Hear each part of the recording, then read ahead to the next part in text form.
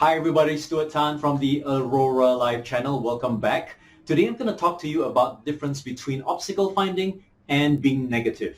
Now we know people who are all negative. They're basically talking about gossip stories, blaming people, making excuses, and as a result of communicating with them, you feel really drained. Now being negative is one where the kind of vibe that you're giving off is really, really bad.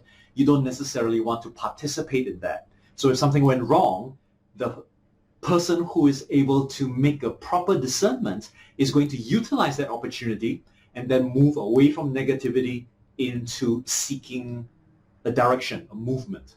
So for instance, you might actually find that you're constantly gossiping about a particular colleague, and you may come to realize that that's not really helping you. Suddenly you stop being negative, and then you proceed on a pathway towards identifying ways to deal with that. You ask yourself, why did I do that? What was wrong with me? What did I do to create this animosity between myself and this colleague? Those are ways by which you can actually raise awareness of the inner obstacles that are within you. Now, I'm just going to give you an analogy. So think of a river. When a river begins to travel downwards from the mountain, it cuts into utilizing its momentum and its power to cut in a gully so that it can actually stream downwards with great ferocity. The white waters will then accumulate a lot of material as it drags. It actually creates friction on the bed of that crevice and eventually creates a channel of water that has got a huge amount of water coming downwards depending on the slope.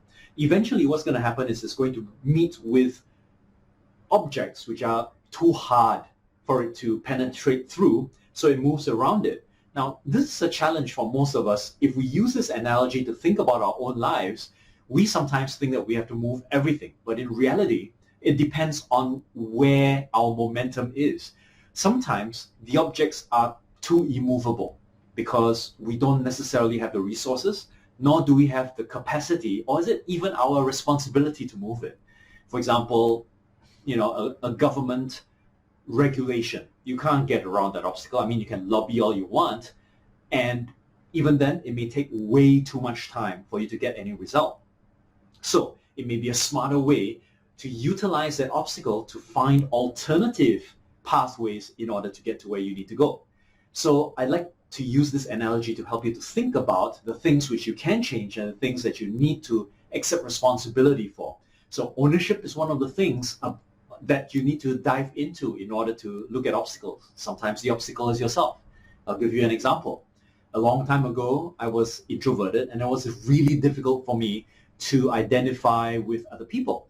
So it took me some time before I got comfortable with the entire idea of interacting with people. Eventually, history was said and done. I was able to speak in public. I became a speech champion and so on.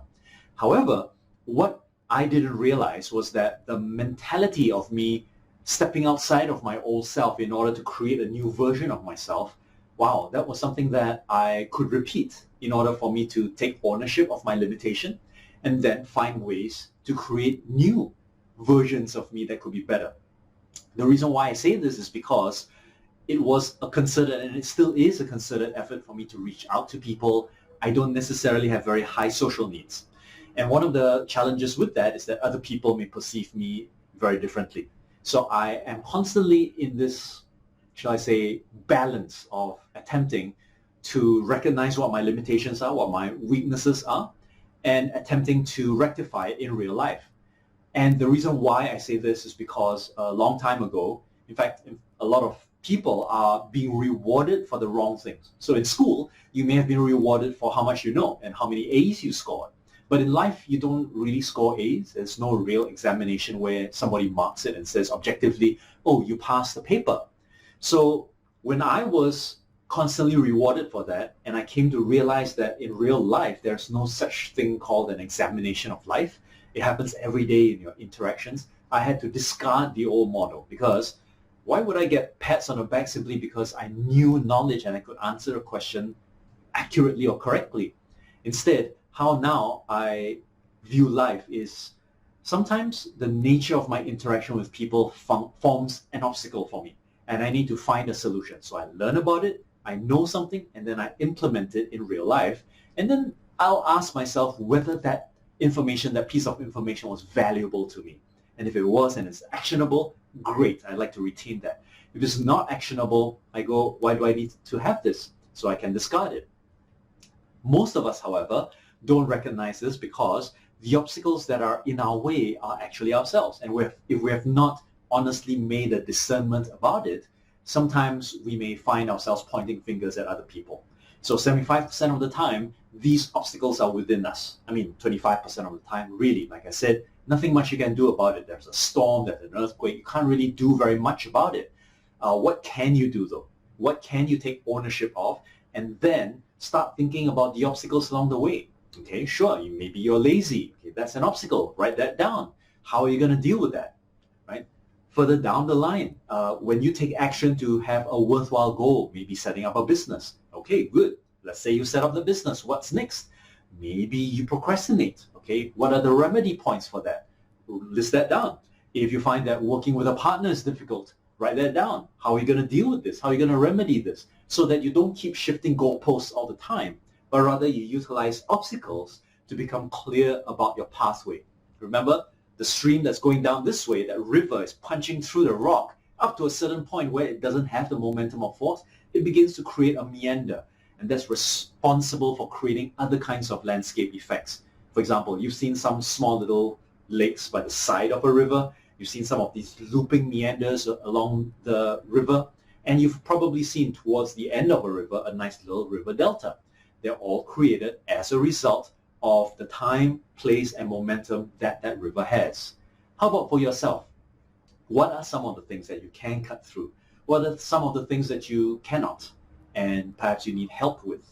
What are some of the things where you might need to refer to a coach? Or perhaps you may need to spend some quiet time and do your own reflection and discernment work. Now, whatever the case, remember, it is not about being negative. I mean, you can sit down and rake up every reason why all of your suggestions will never work. But that is not the same as identifying obstacles and then figuring out a pathway in order to arrive at your eventual outcome. So I hope that you can utilize this metaphor in your own discernment work. So, did you learn anything from that video? If you did, just give it a thumbs up and then click on the subscribe button and hit the notifications icon so that you and I will continue to stay in touch and I can provide you with updates whenever we have new videos.